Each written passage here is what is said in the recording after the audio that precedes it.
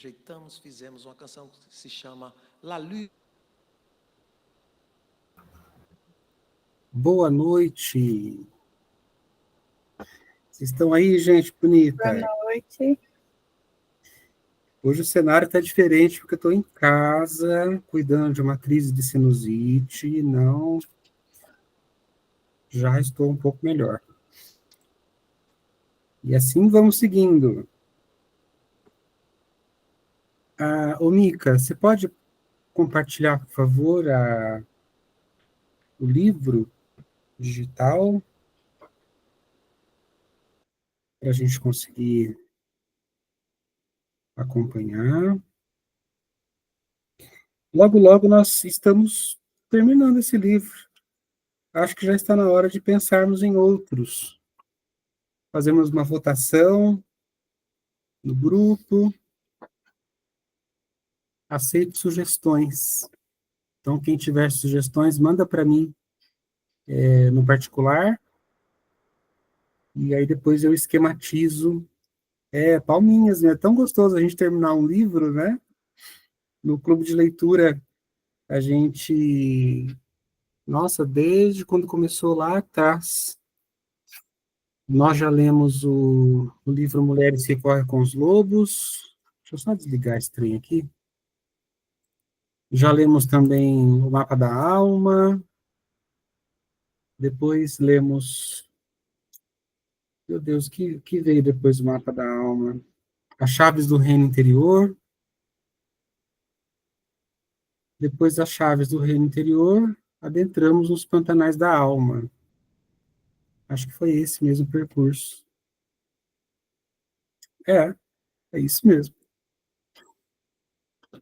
Bora lá, gente? Vamos lá, então, para a continuação da leitura do livro da Verena Kest, Abandonar o Papel de Vítima, Viva a Sua Própria Vida. Ela mesma destaca no prefácio de que não é agradável, né, nem ser vítima, nem ser agressor, e de que é possível sairmos desses papéis.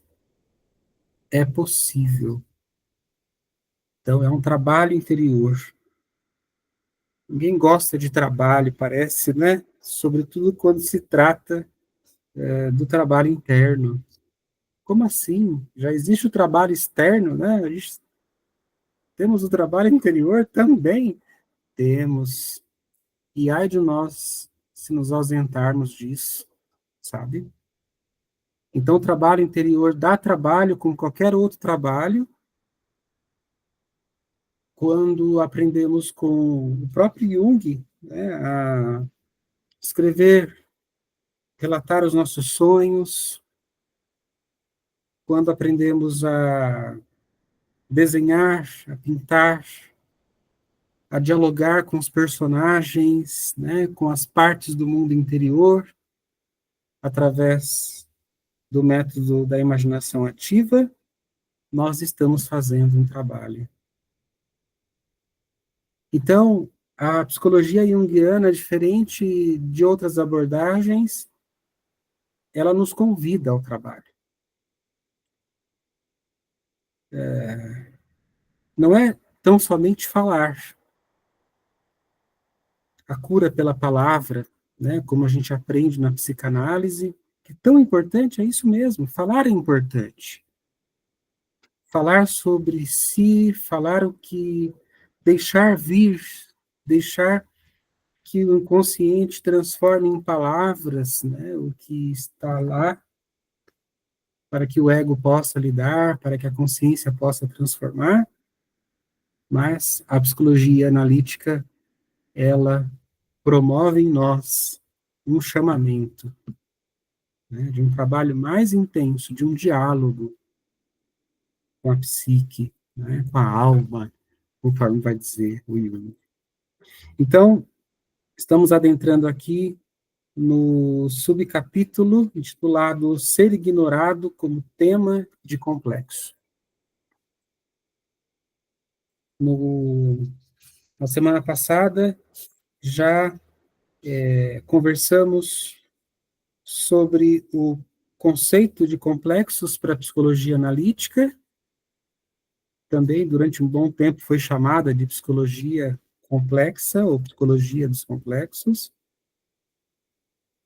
por se tratar de um tema tão importante. Então, eu convido os leitores, né, os amigos que estão acompanhando o clube de leitura, é um tema importante e bem interessante, né? Ou seja, descobrir essa vida complexa, né, esses núcleos que habitam o nosso interior, que habitam as nossas sombras, né? Bom, Mica, você pode começar a ler para a gente, por favor? E aí vamos amarrando, né? Vamos abrindo o microfone aí para a gente ampliando, amarrando não, né? Acho que amarrando, a ideia de amarrar, eu pensei assim, a gente vai meio que costurando a leitura, contextualizando, sabe, com a nossa própria vida, com o nossa própria experiência. Bora lá? Vamos lá? Ser ignorado como tema de complexo. Suponhamos que ser ignorado seja o tema de um complexo. Isso significa que essa pessoa foi ignorada em algum momento, e provavelmente repetidamente de sua vida. Os complexos podem se desenvolver ao longo da vida. Não é que eles se desenvolvessem apenas nos primeiros anos de vida, embora esse seja um período muito sensível para o desenvolvimento de complexos. Mas novos complexos podem ser descobertos ao longo da vida toda. E eu acredito que a velhice é novamente um período de vida no qual muitos complexos podem se desenvolver. Um complexo não é algo que se forma uma vez e que depois, de alguma forma, se dissolve e nunca mais reaparece. Um complexo pode sempre emergir de forma nova e diferente. Jung descreveu os complexos como os pontos focais do indivíduo. São pontos nodais que denotam pontos de conflito com alto teor emocional. São, portanto, pontos de maior vivacidade e que se expressam quando ficamos muito chateados e explodimos em relação a certas questões.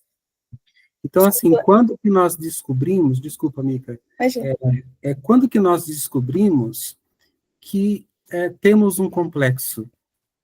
Quando uma reação emocional está em desmedida. Todos nós temos reações emocionais. Aliás, é através delas que direcionamos a vida. É através delas.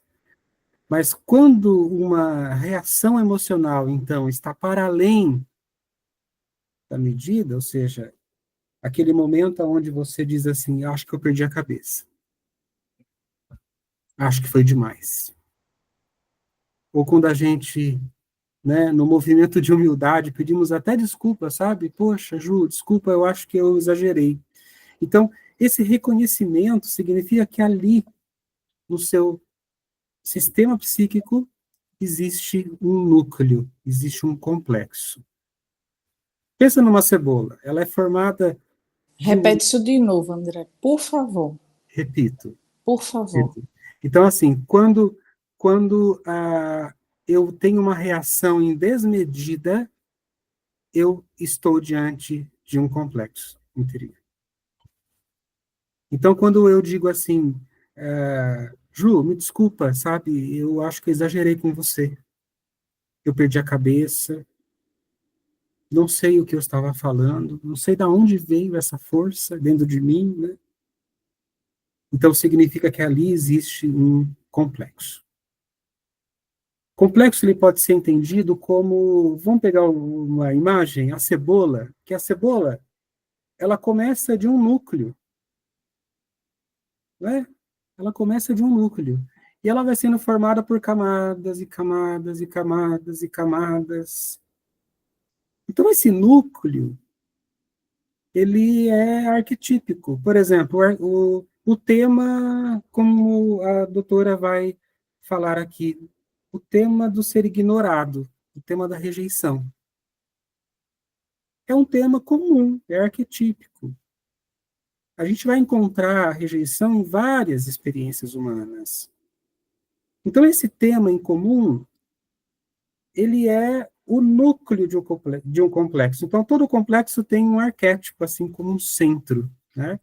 E em torno desse centro, então, vai se juntando experiências afetivas pessoais. Então, toda vez que eu fui rejeitado, que eu fui ignorado, vai para o complexo de rejeição. Então, se uma pessoa ela é rejeitada, ignorada muitas vezes na vida, e dependendo das pessoas, se são pessoas importantes que a rejeitaram, esse complexo, então, vai ficar mais carregado de energia psíquica. Essa é a teoria dos complexos. E esse complexo, ele pode tomar a vez do complexo do ego, porque o ego também é um complexo. É um complexo de identidade. É um complexo de identificação.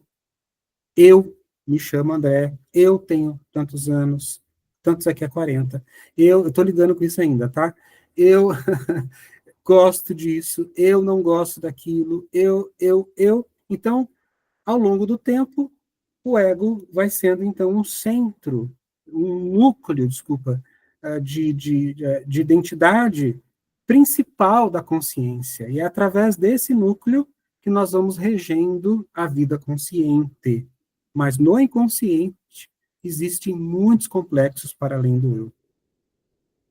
E se o complexo de rejeição, por exemplo, é um complexo carregado de experiências negativas, por exemplo, ele pode, então, explodir, constelar. É um termo que o Jung fala muito também, né? Um complexo que se constela na consciência. Então, vamos seguir mais um pouquinho?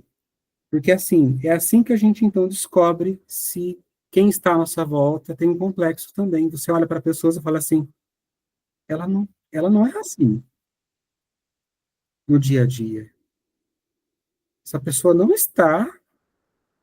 O Jung chama, muitas vezes, nos escritos dele, de possessão.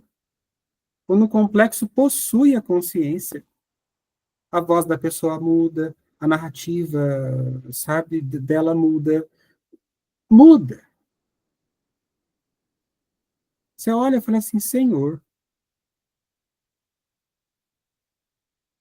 quem é que está aí, né? Então, para algumas religiões, isso vai ter um nome. Para Jung, vai ser os complexos. Tá bom? Oi, Ju. Ô, André, esses complexos, ele tem, por sua vez, eu posso considerar como se fosse um padrão psíquico de manifestar determinados comportamentos, posso Sim, falar assim, pode. e nesse caso também recebe uma influência do próprio inconsciente coletivo, ou seja, um exemplo, bora lá, complexo materno, né? Eu falo uma mãe aqui de Recife, como uma mãe de São Paulo, uma mãe que mora na China, mas tem um padrão existente dentro dessa estrutura que a gente chama de complexo materno, que daí então eu particularmente eu percebo a influência do inconsciente coletivo, né? Existe um padrão num todo ou não, é por esse viés? Na verdade, quando nós estamos falando de complexos, nós estamos falando de um núcleo de experiências pessoais. No entanto, o miolo desse núcleo ele é arquetípico, ou seja, ele é coletivo. Tá? Então, assim, voltando à imagem da cebola, então, todas as camadas da cebola são experiências pessoais minhas. Então, se eu tenho um complexo de rejeição, por exemplo, todas as experiências de rejeição é do meu passado. Não tem nada de coletivo. A única coisa que é coletiva num complexo é o núcleo do complexo. É o miolinho dele, porque é através daquela experiência arquetípica que vai se grudando, então, as experiências pessoais. Tá? Essa é a psicologia, o conceito de complexo na psicologia junguiana. Tá bom?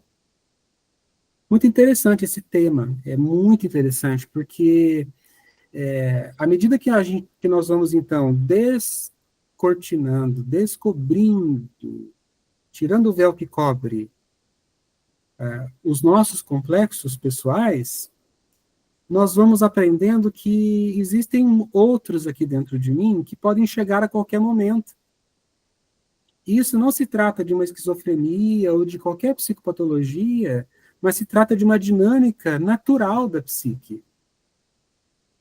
Obviamente, que numa psicopatologia, ou sabe que essa dinâmica ela pode ser mais acentuada em uns e menos acentuadas em outros. Tá? Então, a Ju faz uma pergunta também, que é assim, sobre o padrão do complexo. Porque o complexo é assim, por se tratar de experiências interiores que já aconteceram repetidas vezes, e de ter reações muito parecidas, o complexo ele também é um disco riscado, porque a gente vai repetir padrões. Eu vou reagir, eu vou ter os mesmos sentimentos que eu já tive. Então não tem nada de novo numa experiência de complexo. É um repeteco. Oi, Mica. Eu vejo quanto é interessante observar essa repetição, vamos dizer assim, né, nas relações, né, principalmente relações a longo prazo, assim, né, que às vezes é uma situação semelhante, não igual, mas aí que mobiliza a mesma reação, né, e aí isso vai sendo mais frequente, né. Isso, é mesmo, Mica. Então, assim, numa relação, por exemplo, duas pessoas que começaram a namorar há pouco tempo, elas não sabem com quem elas estão lidando. Sabe aquela música, Não Mexe Comigo que eu não ando só? Não ando só mesmo, porque tem muitos atrás de mim, no sentido assim, eu carrego complexos. Se você quer se relacionar comigo, né, você vai precisar aprender a se relacionar com os meus complexos. Mas isso é uma demanda muito difícil para o outro.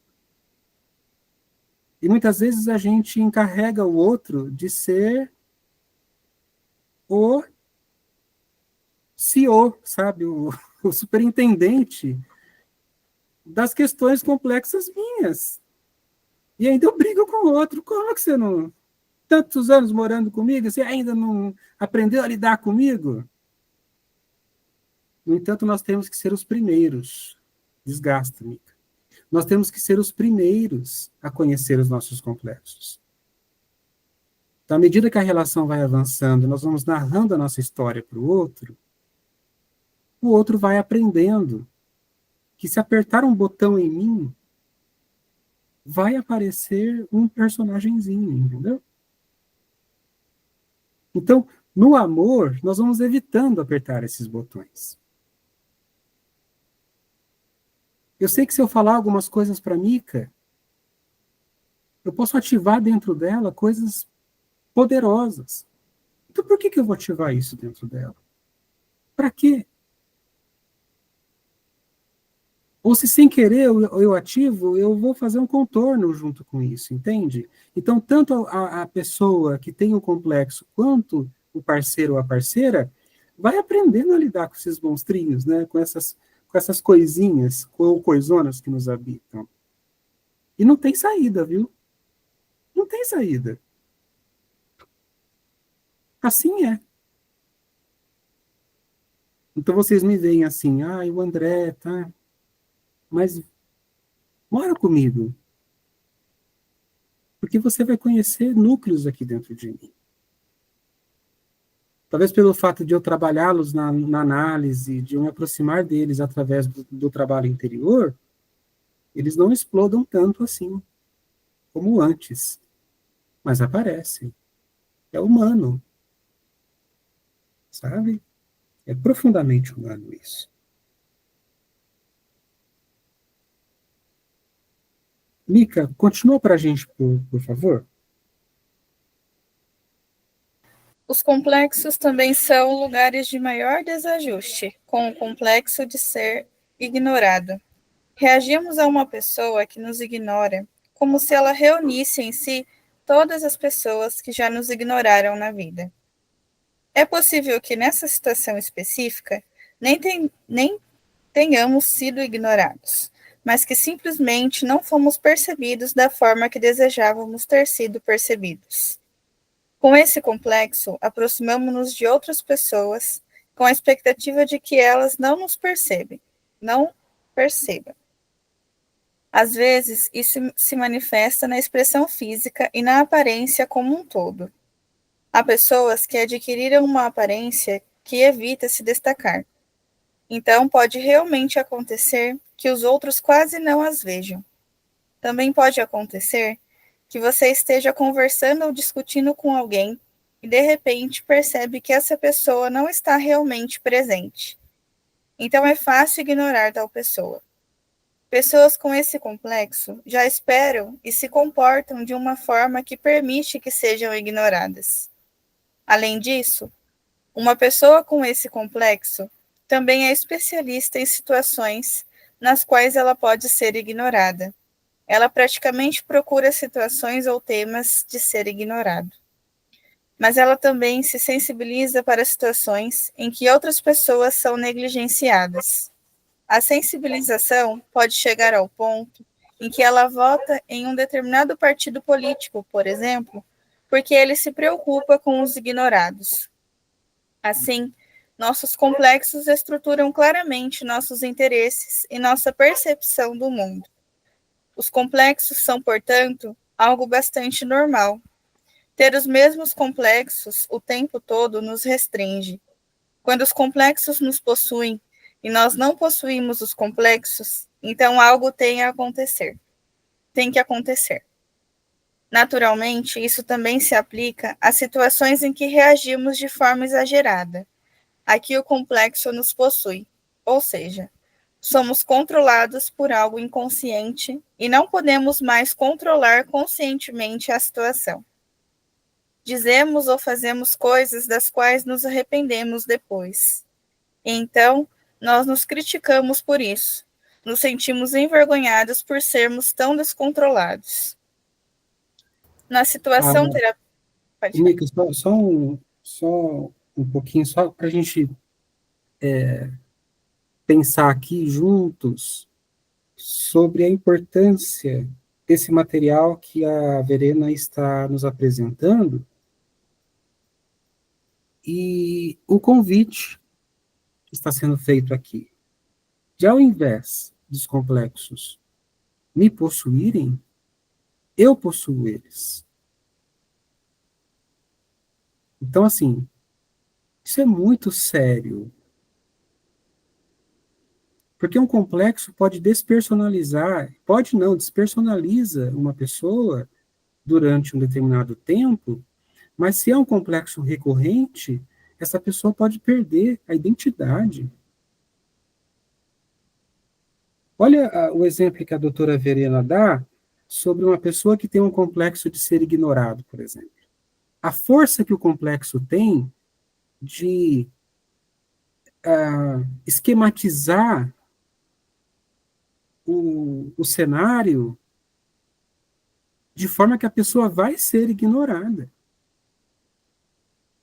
O complexo vai fazer de tudo para que a experiência se repita e se repita.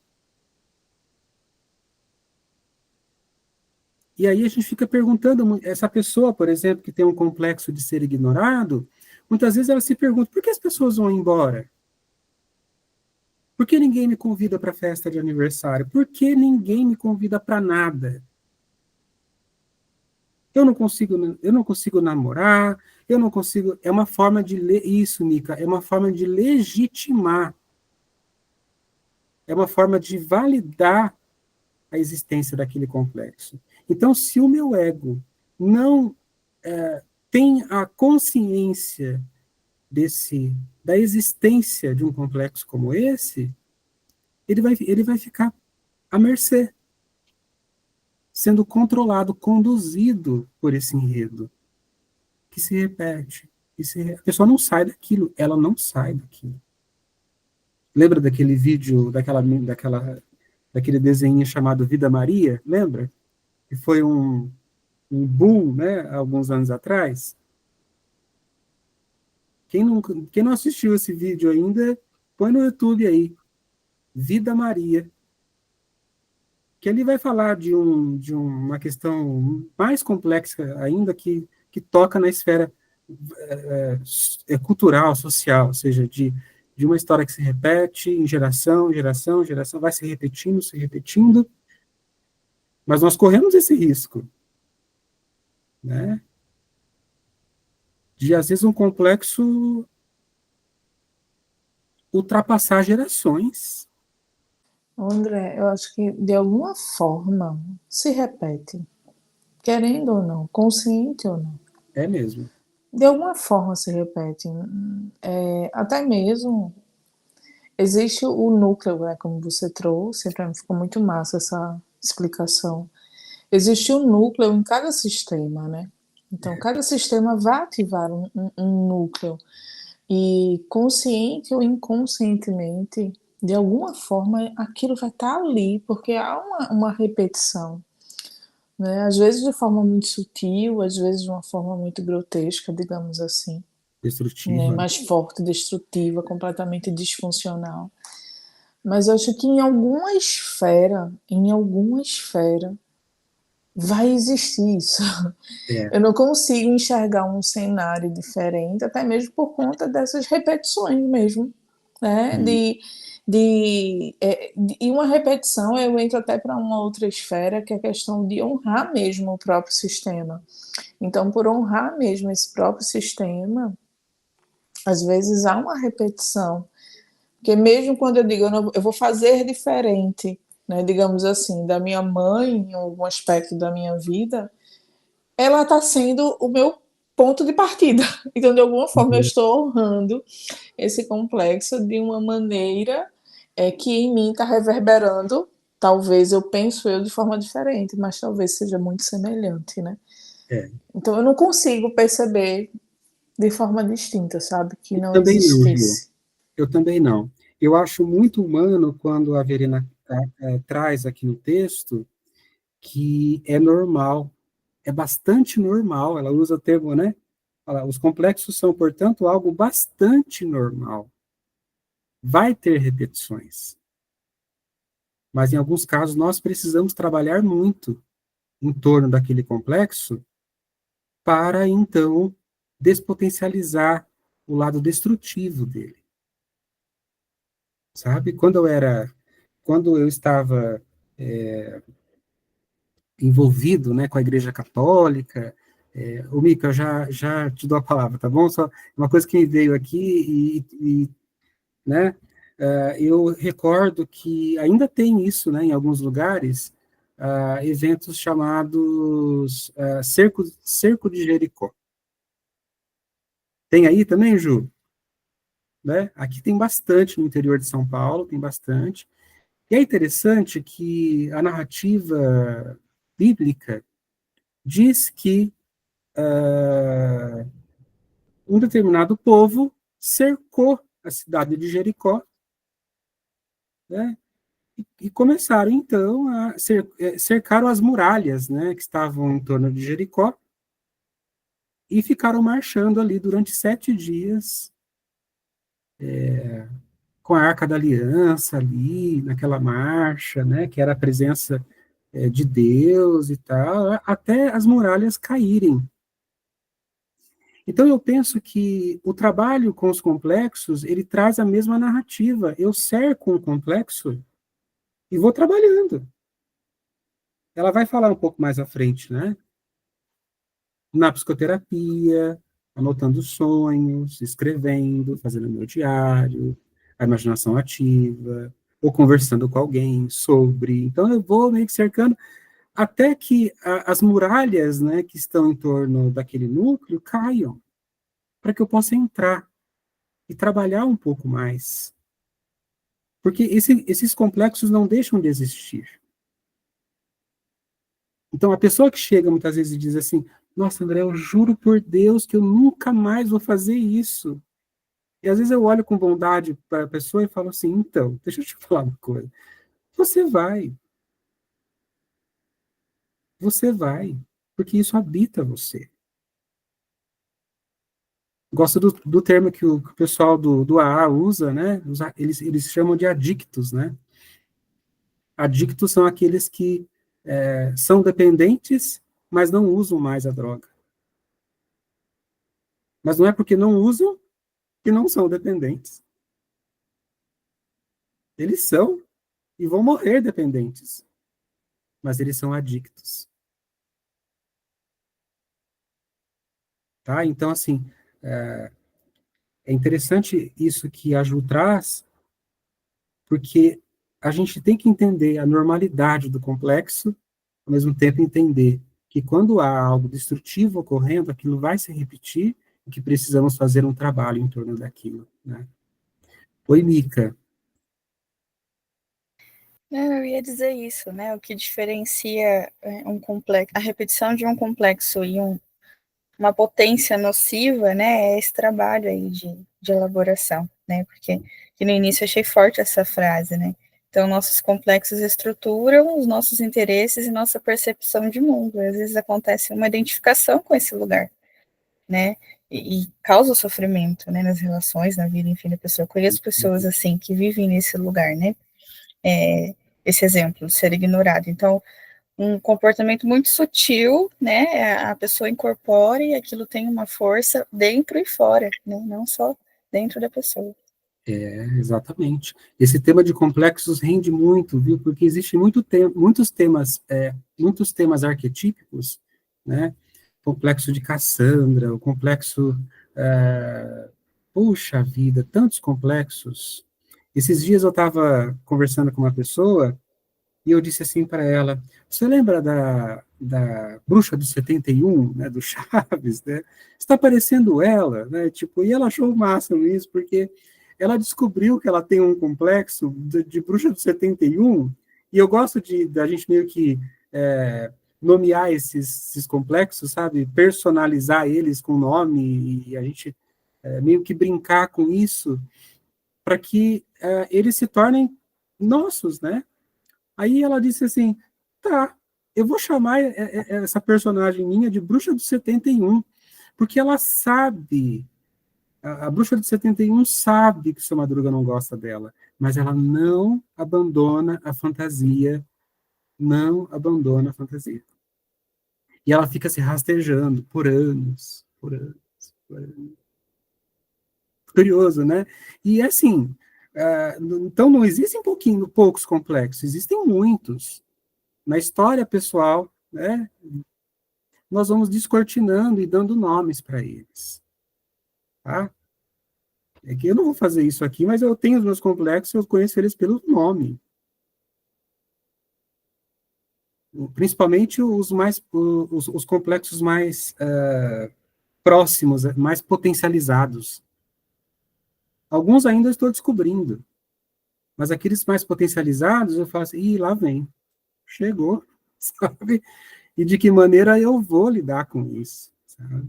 Acolher. Eu gosto muito de dar voz para esses complexos, então, caderno, e pode falar. E aí eles falam na primeira pessoa do singular, como uma pessoa.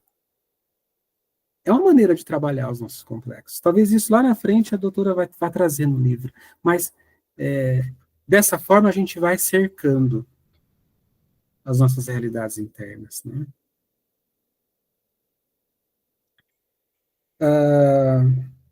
Onde paramos? Assim, né? Assim, nossos complexos estruturam claramente nossos interesses. A gente já leu isso? Não?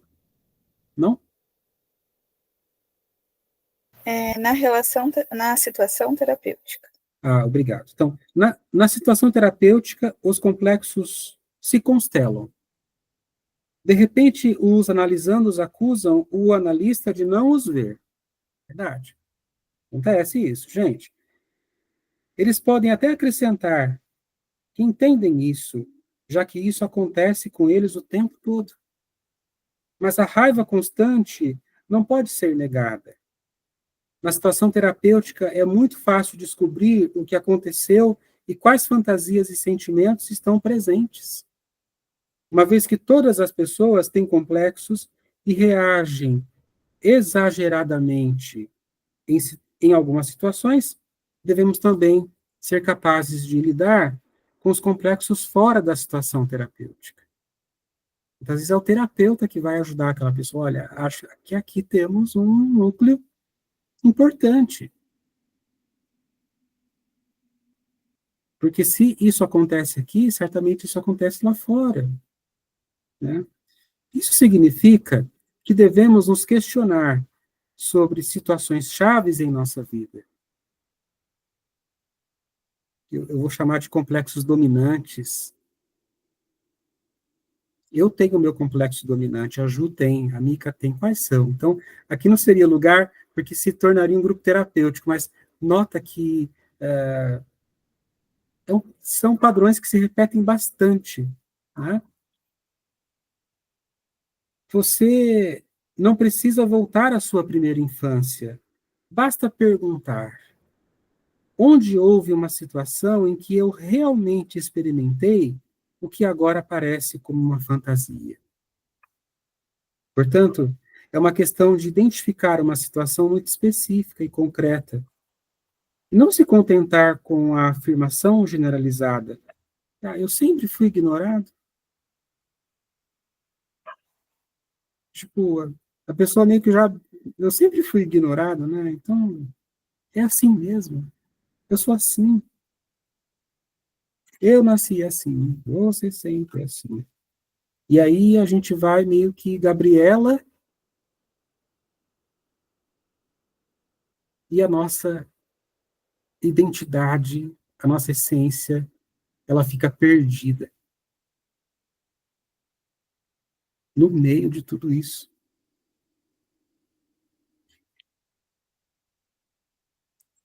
Ela vai dar um exemplo, eu acho que esse exemplo nós podemos deixar para o próximo encontro. Que é interessante, né? Exemplos, porque isso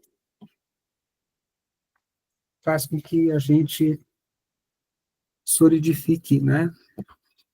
A ideia, o conceito, mas muito mais do que o conceito, um convite. O que eu gosto muito na psicologia junguiana é isso. Porque conceitos é assim, ah, tá lá no livro, mas e aí na vida? Como que faz isso? Então, a psicologia junguiana é muito fácil a gente ler um conceito e identificar na vida. Eu tenho isso. Ah, chama complexo? Ah, chama. Só que, como eu disse, eu não gosto de ficar, eu tenho um complexo, eu gosto de dar nome e sobrenome. Geralmente o nome é o nome comum, tipo Joãozinho, e o sobrenome é um método. Eu não aprendi, eu não inventei isso, tá? Fui aprendendo, né? E o sobrenome carrega, então, a experiência afetiva daquele complexo. Por exemplo, Joãozinho ou abandonado. Então, ele se sente abandonado. Tá? Então, de certa forma, nós vamos, então, criando uma familiaridade, uma proximidade com aquilo que nos habita. Tipo, criar um grupo no WhatsApp, né? Quem quer falar, sabe? Aí vai falando, grupo de família, né? Meu Deus, grupo de família é a pior coisa que tem no WhatsApp. Porque às vezes tem um que exagera, tem um que tenta apaziguar, mas é assim. O Carlos Baiton que falava isso, né? O self é aquele que adentra num grupo, é como um grupo de WhatsApp, ele inclusive dava essa imagem, né? E tem o coordenador do grupo, tem um moderador. O self é o moderador, porque ele vai dar voz para todo mundo. Ele vai dizer, nossa, a Ju tá tão quietinha no grupo. Ju, o que você acha disso? Né? Então, o self, por ele ser ordenador e integrador, ele não deixa ninguém de fora. Ninguém pode ficar de fora.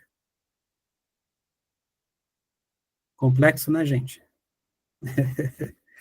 Complexo, né? Mas é possível da gente também, é possível da gente se imaginar nessa situação, né? É complexo, porém é possível da gente se aproximar da nossa própria vida. Tá? Gente bonita, bom descanso para vocês. Nos vemos na próxima. Obrigado. Mica. Obrigado, Ju. Obrigada. Até a próxima, viu? Tchau, tchau, gente. Tchau. Cheiro, tchau. Tchau, tchau.